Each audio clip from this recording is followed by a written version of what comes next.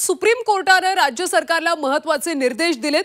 31 जानेवारी 2024च्या आत निवडणुका घ्या असे निर्देश दिले। सुप्रीम कोर्टाने राज्य सरकारला निर्देश दिलेत। ओबीसी आणि इतर प्रकरणामुळे निवडणुका होऊ शकल्या नाहीत अशी माहिती सरकारने कोर्टात दिली। तर निवडणुकीबाबत वेळकाढूपणा सुरू असल्याचं याचिकाकर्त्यांनी सुप्रीम कोर्टात सांगितलं। 31 ऑक्टोबरपर्यंत प्रभाग रचना पूर्ण करा असे निर्देश सुप्रीम कोर्टाने राज्य सरकारला दिले। आम्हाला अपेक्षित होतं की 4 महिन्यात निवडणुका व्हाव्यात असं कोर्टाने म्हटलंय।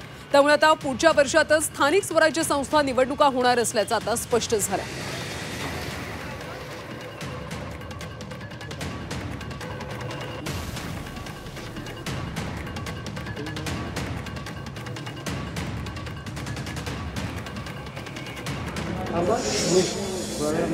डिलिमिटेशन म्हणजे प्रभाग रचना या संदर्भातली कारवाई किंवा आरक्षण या संदर्भातली कारवाई फक्त जिल्हा परिषदची झालेली आहे। बाकीच्यांची नगरपालिका, महानगरपालिका आणि नगरपंचायती याची झालेली नाही।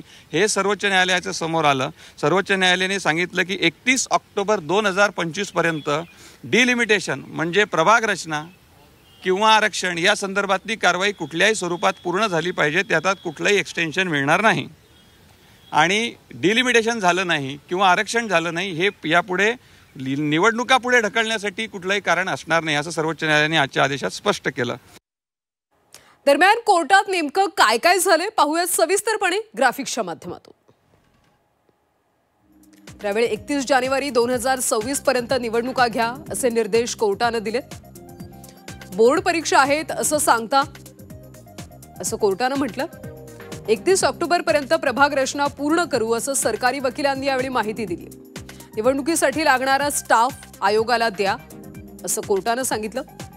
नोव्हेंबर 2025 पर्यंत लागणारे ईव्हीएम मशीन्स द्या असे निर्देश देखील कोर्टाने दिले। 55,000 मशीन्स आणखी हव्यात अशी मागणी यावेळी सरकारी वकिलांनी केली।